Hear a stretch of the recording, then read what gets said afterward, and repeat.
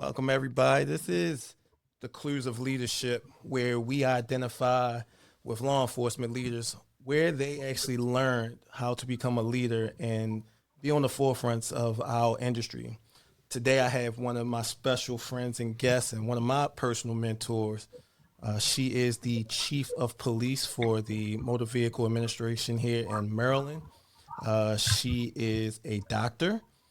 She retired from Metropolitan Police Department in Washington, D.C. As a lieutenant. And she's also the chief, well, she retired from the chief of, I want to say Georgetown, but I think she'll probably correct me if I was wrong.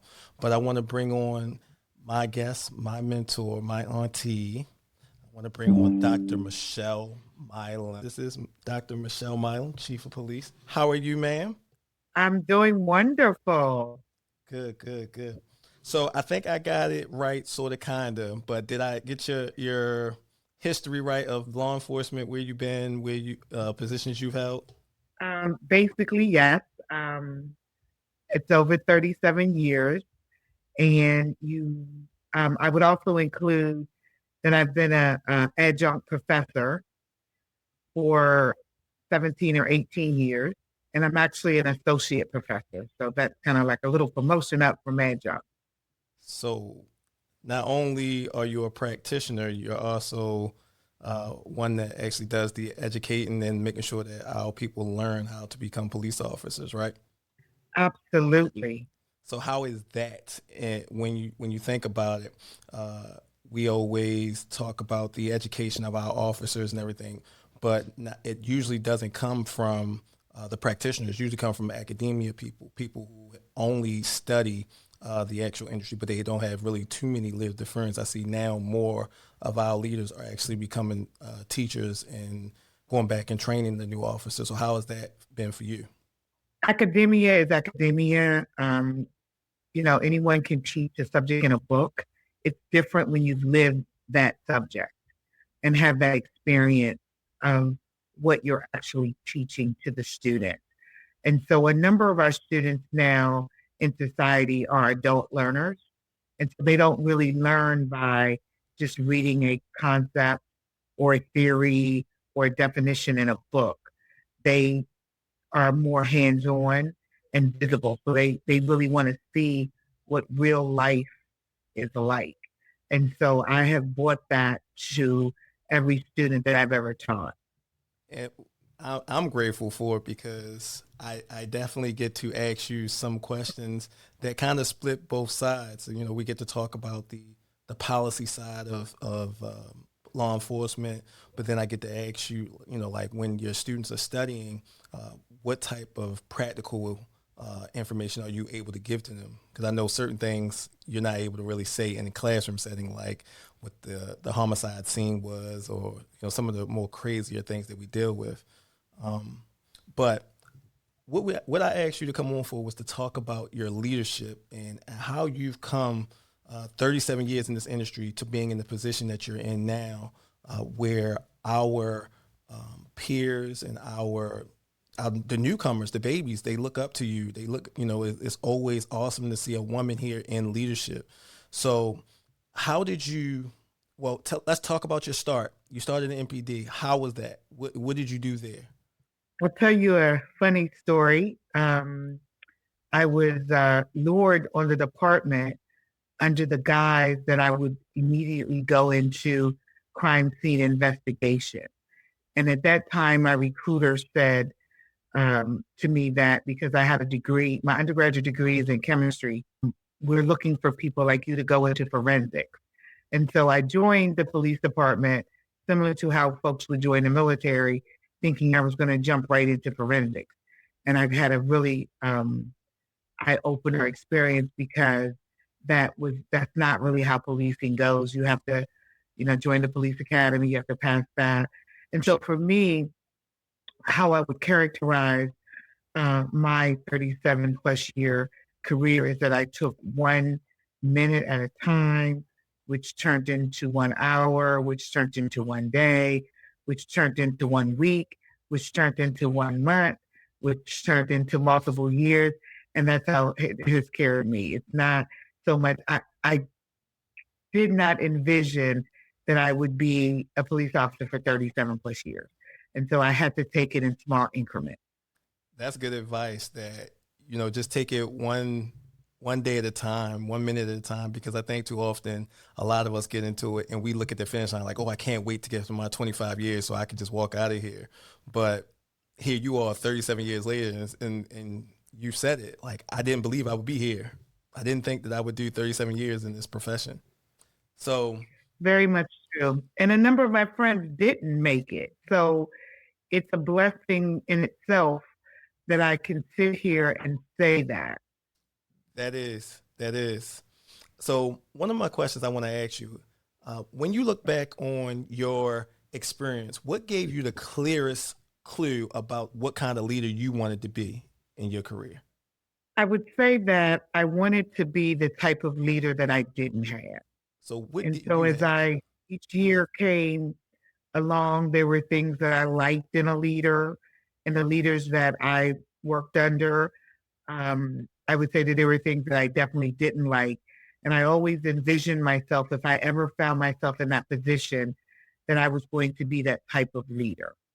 And so what kind of characteristics did you recognize that you didn't have that you knew that you brought to the table? A lot of things have come from me trial and error. And so it's been where whenever you're faced with a dilemma or a situation, how can you handle it? And I like to do something like give myself feedback. What could I have done differently? How could I have approached the situation differently? I know that when I got promoted to sergeant and I was really gung ho and I just wanted to really change the world.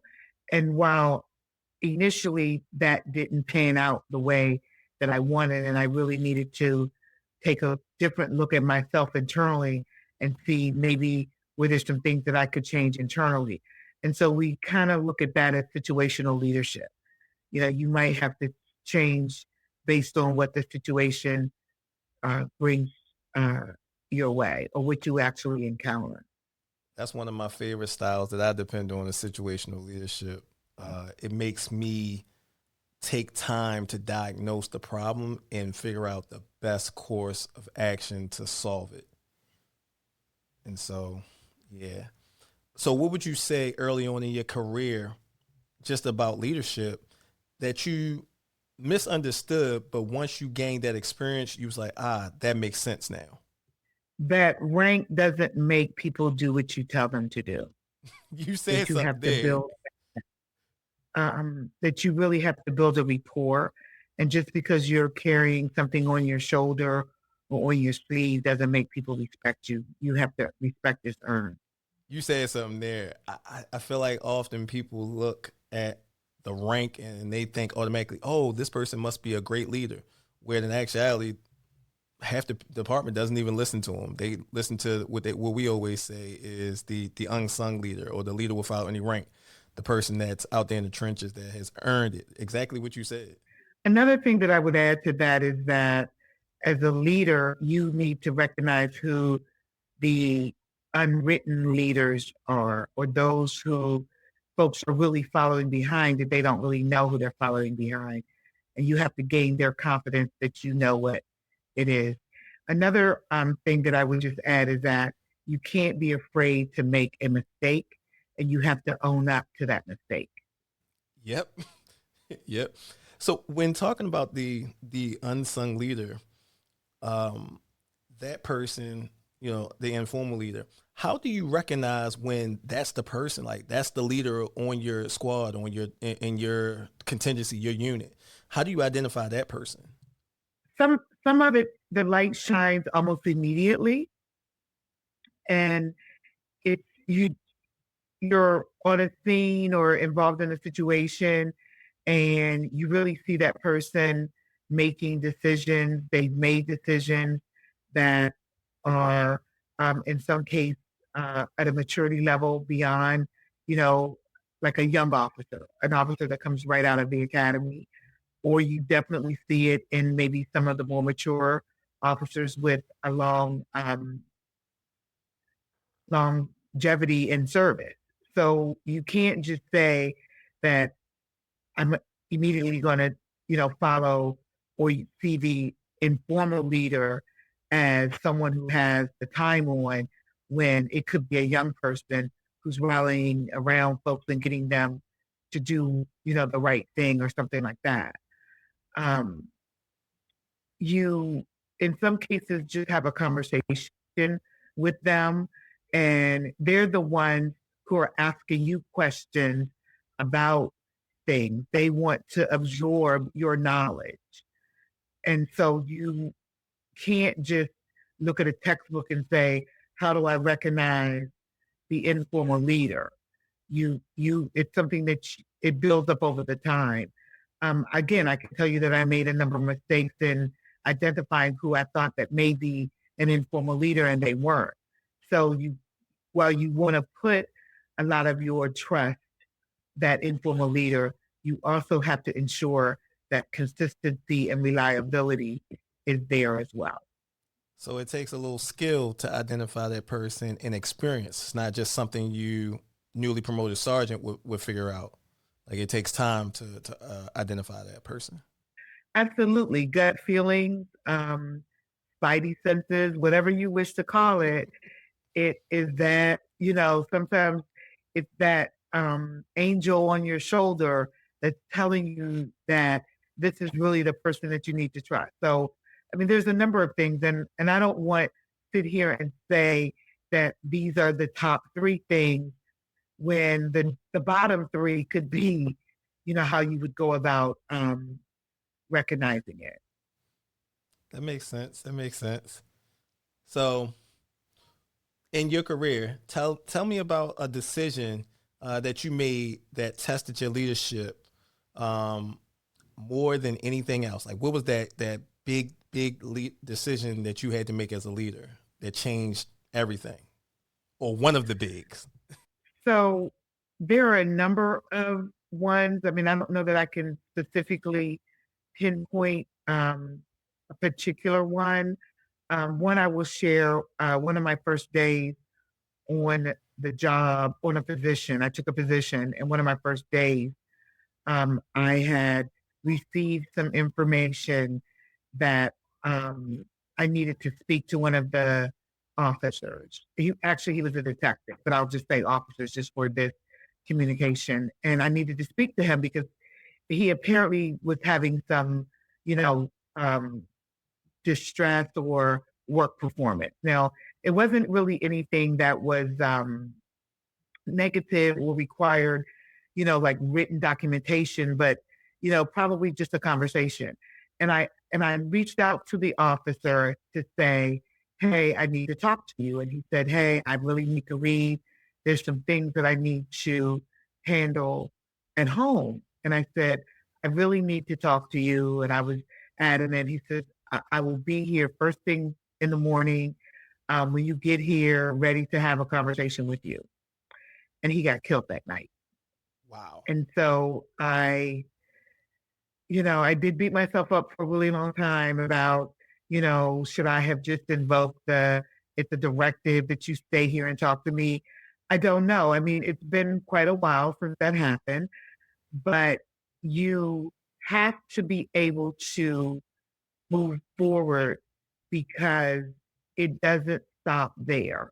It did for me. I was at that crime scene until maybe 2 or 3 in the morning. I went home, I showered, got dressed, and went back down to the meeting. And everyone knew what time I left. And they said, "Why are you here?" And I said, "Because I have a job to do."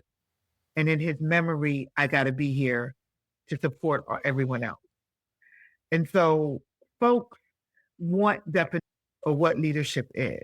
They want that textbook that someone taught them. They go to a leadership course, and leadership is in so many ways. Sometimes people have come up to me and said, "Hey, I didn't like you when you were supervising me.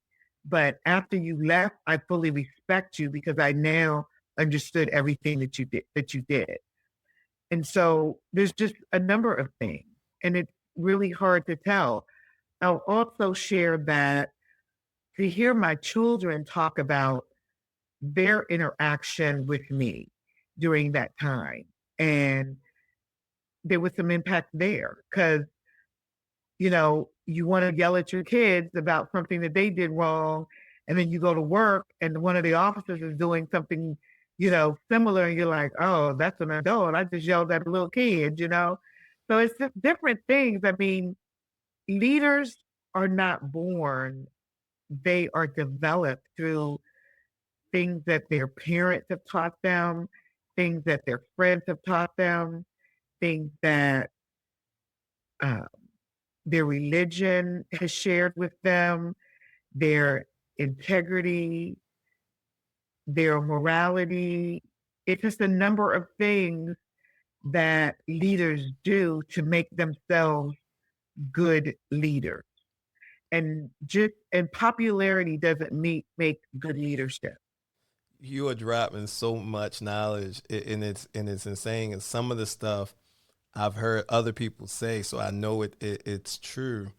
Um, when you talk about development and leadership, who do you think in your life was the most inspirational to how you develop as a leader?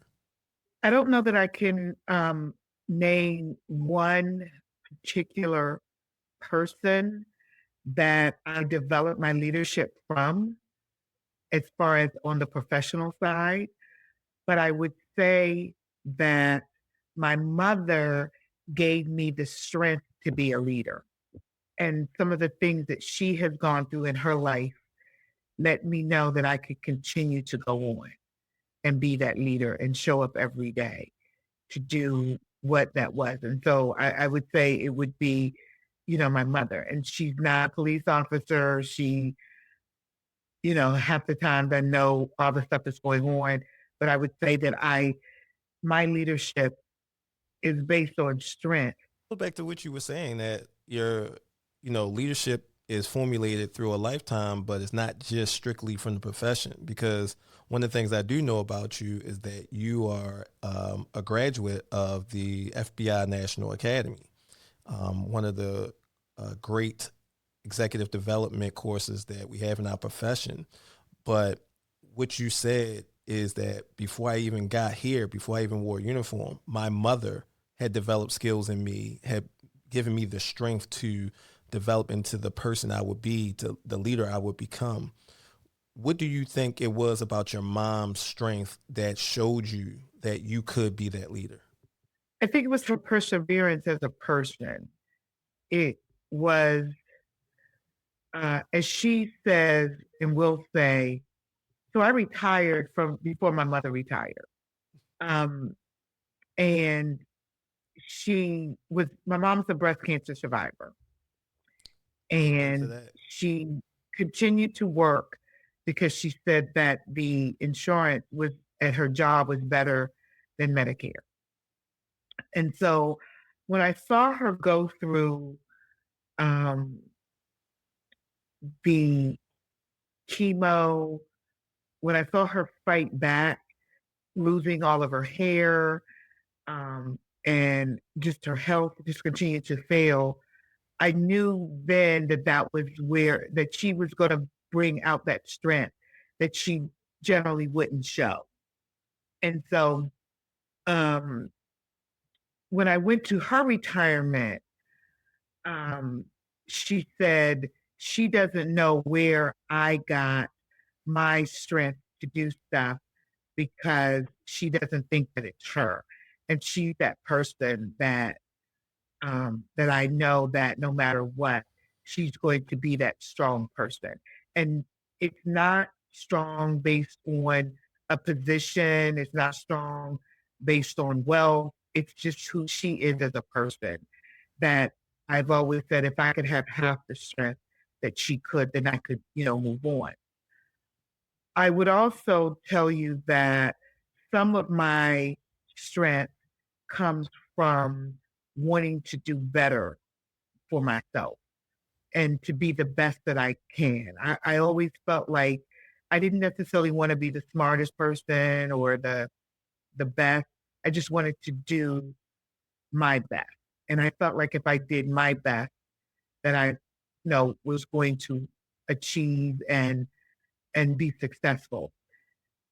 And I would say, lastly, on this line of questioning, I was never afraid to do stuff.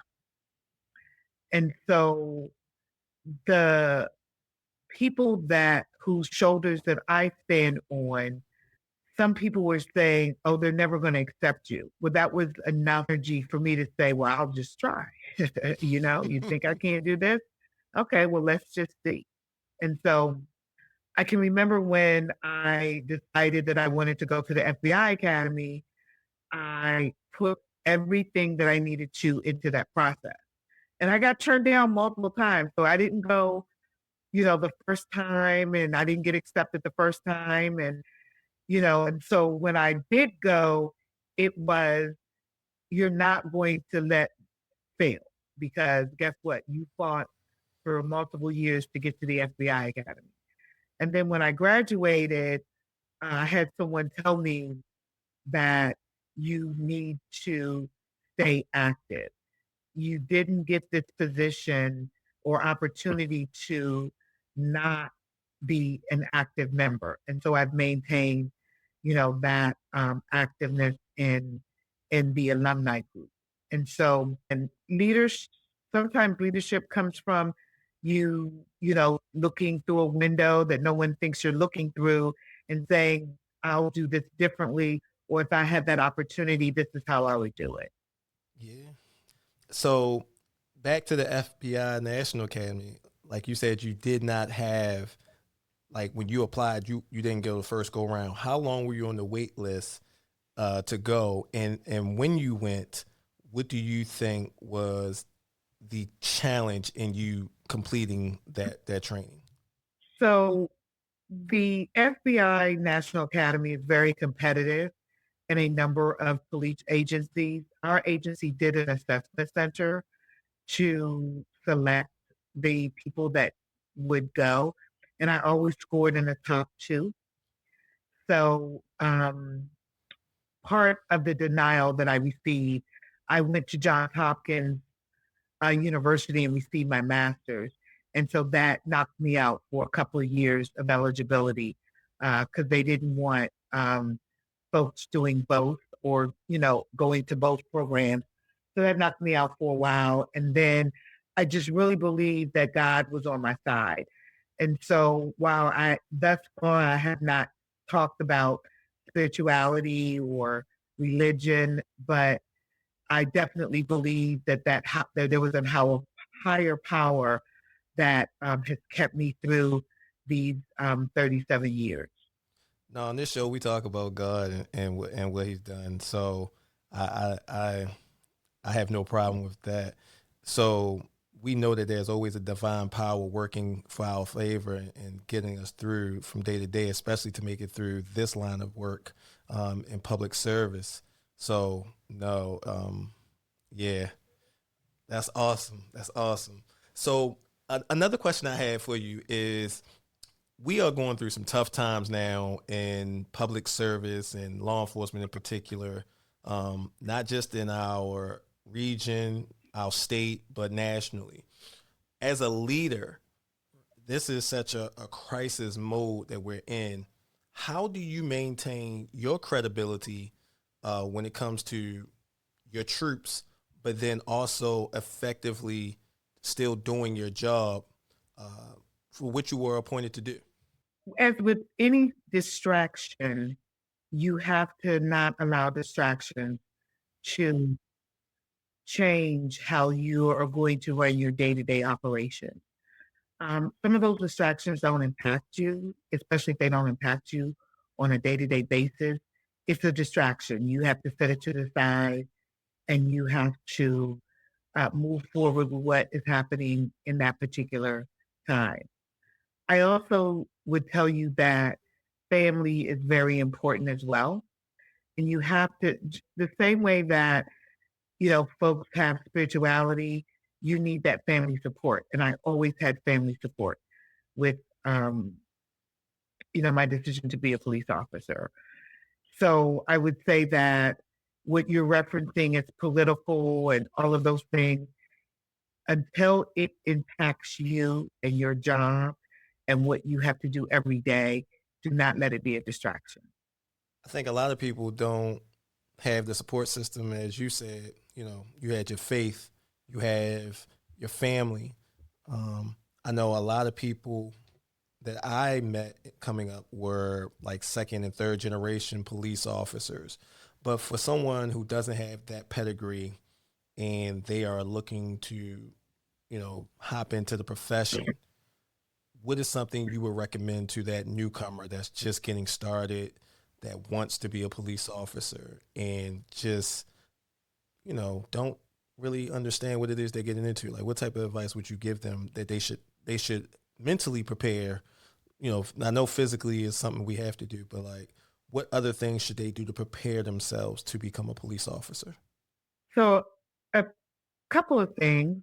Um, One, I would say that they could do a ride along. It's simple. Most agencies have a ride along type of program that folks can go and ride along. There is a possibility that there could be a relationship that could be developed with someone that they ride along with to provide them with the pros and cons.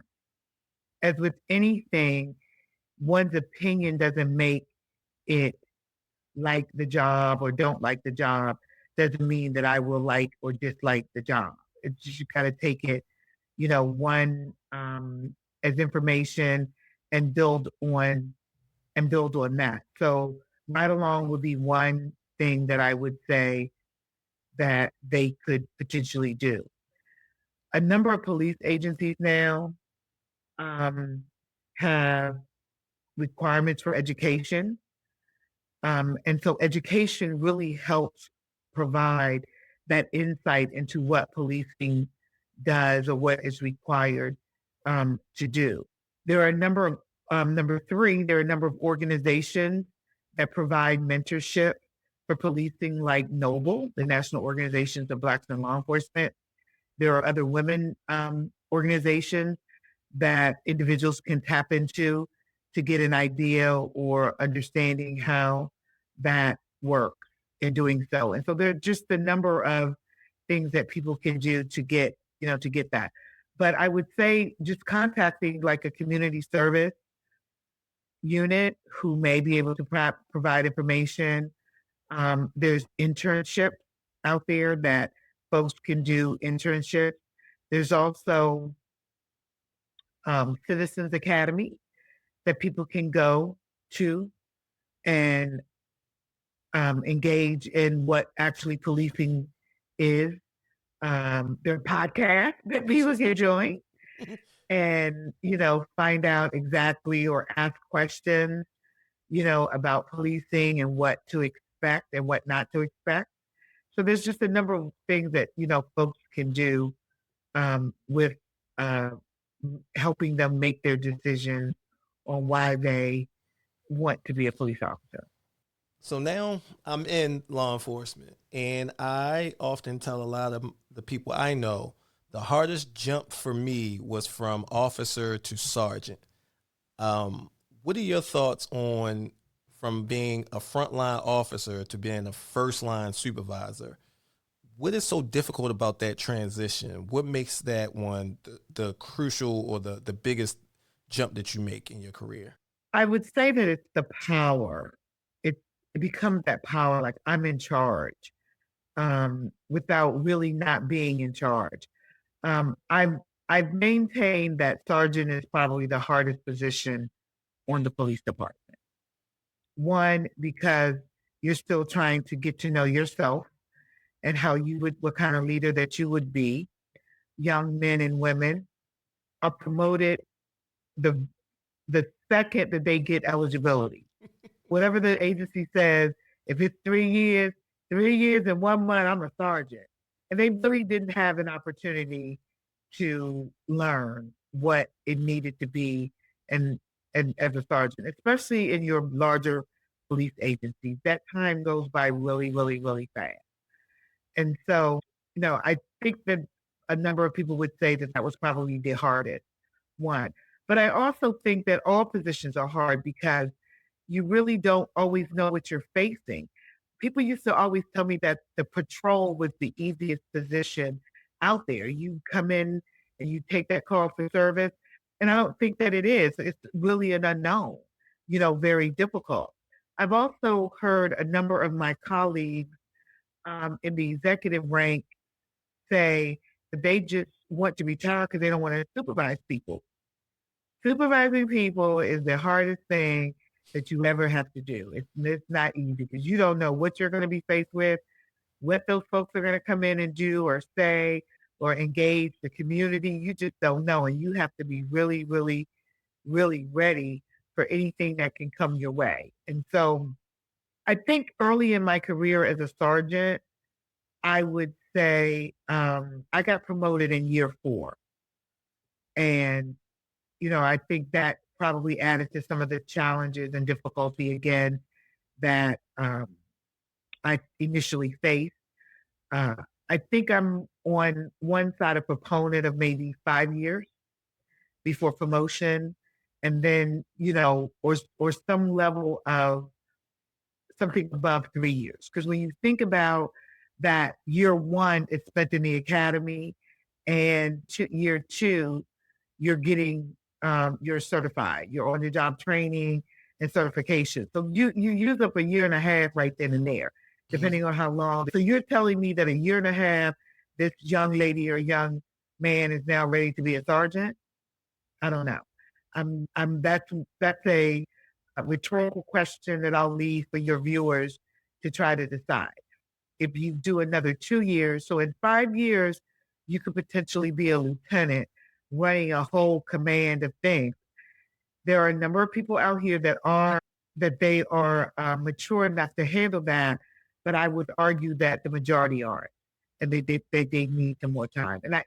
And while I'm not beholden to that, what I will say is the more you mature in your position, the better off it'll be. And I will kind of compare that to as a parent. The challenges that you went through as a first parent. And then when that second child comes, you're like an expert, or something similar to that. That makes sense. That definitely makes sense to me. I didn't get promoted to my first sergeant position till my 6th year.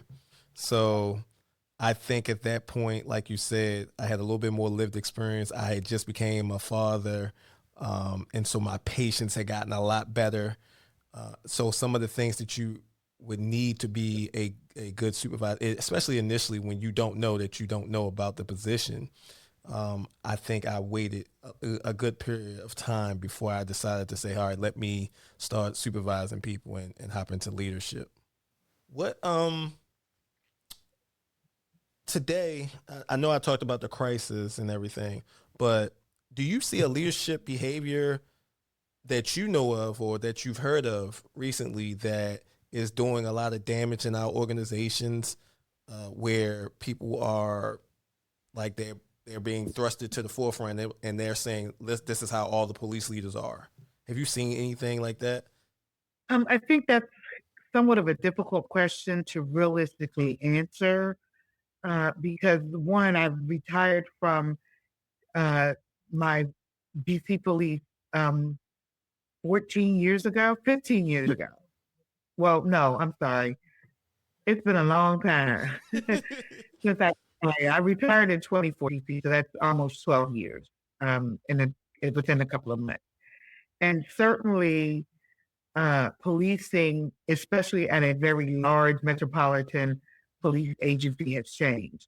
I definitely cannot um, supervise the way that I supervise an MPD with the small department that I have. That's just not, you know, reasonable or the expectations because we're not dealing with the same type of incident that we dealt with on the street. So you can't do that. I'll use terms like you have to be flexible, you have to be interchanging, you have to be, very different than what you're dealing with. The complaints that we deal with are nothing compared to the complaints that I dealt with when I was in a large metropolitan area, or the mischief or crime or anything like that that we deal with. It's realistically not the same. And it's a different policing as well. So you remember 37 years ago when I joined, you have to ask yourself how many cameras were out there. We did not even have cell phones. And so now everyone, any interaction that people have, it's either catching on cell phone or some type of CCTV camera or something like that. And then you also add in AI. AI was not a big part of, my coming up. So now you got to ask yourself, is this even true? Is this even what is actually being said? So there are a number of factors with technology, um, and other relating factors. There was not an education requirement when I joined the police department. And so now you have some young fellow or young lady who's graduated from, college who believes that that college degree gives them all the knowledge in the world. That it's a big difference when you hit those streets, to kind of deal with that. And so it's a number of things that leadership is not what when I started or when I got promoted to what it is now. There's big differences. No, that's true, and I haven't been in law enforcement as long as you. This is going into my 16th year, and what you said, I definitely remember because I remember not having to wear a body camera. It wasn't a requirement. Like you said, AI was not in the the environment. We didn't use it. It wasn't even a tool that we even thought about using. We didn't even have drones. Like drones is such a new technology that we're using. You know, you got drones for first responders. So you're right. The landscape of how you led then to how you lead now has definitely changed. And all the factors that you mentioned, coming from a large metropolitan police department with thousands of officers, and now you're at a department with 100. So it's definitely different. Um, Not only even have 100. So it's very, very small, extremely small. And I would also add social media as well. And so we, it's not so much we didn't have thoughts or opinions, we didn't have anywhere to share it. And so, you shared it with your crew or your partner or, family members or good friends or something like that. Now people just share what they want to share. And so you also have to deal with that leadership, component. Like you never know when you're going to come in and someone's going to tell you that, one of your team members then posted something about you on social media. We never had to, we never had to deal with that. that is something I deal with every day. Having to monitor my employees' social media account. Like, hey, yes, you have the First Amendment, like you have the right to free speech, but you can't say that. Yeah. So, Social media definitely changes the how not only we just police, but how we supervise. hmm so talking about how we lead the people now dealing with social media. How do you intentionally uh, teach your new and up and coming officers how to lead? Because, like you said, it's a developmental process. Like when you identify that person that is capable of being a leader, how do you teach them what it means to be a leader? If you have to practice what you preach. If you're telling someone that, they need to work on their tardiness or their attendance, then you got to be there. You got to know that they're there for you. Um, you also need to prioritize things, prioritizing how you would address something, whether or not that is bringing the matter in focus for everybody without singling out the person until it's right time to address that. In some cases, it's just pulling the person aside and saying, that's probably not the best thing that we want to be able to do. You really have to come down to their level. Um, but you also have to do so with that constructive criticism that is not demeaning to them, You have to know, like now they've come up with like we're baby boomers versus Gen X versus Y versus this. So you really have to learn how to um, supervise the multi generational employees that you're dealing with. You're not all dealing with 21-year olds or 30-year olds or 40-year olds. So, and they all require just, maybe a different. I would say that a Gen X doesn't take that yelling at them. Uh, Coming on the police department, we got yelled at and, in your face yelling at you. That's not the way to do. You have to be a leader today. You find that people will just shut down with you. And so you really have to, you know, tone that down, not tone it down to be soft, but tone it down to get them to have a better understanding of what it is that you would do. I said early on in the broadcast that I was the I wanted to be the chief that or leader or manager that I didn't have in situations. And so I try to make decisions that I can remember, like, oh, wow, I really needed to leave on time today and not get caught in something versus not everybody has to stay, sort of, like an example, because that meant more. And so when you make those kinds of human decisions that affect, someone, and the next time that you have to come to them and ask them to do something, they're like, you know what? She allowed this to happen. She was right there with me when I went through that difficult moment, and I'm gonna be there with her.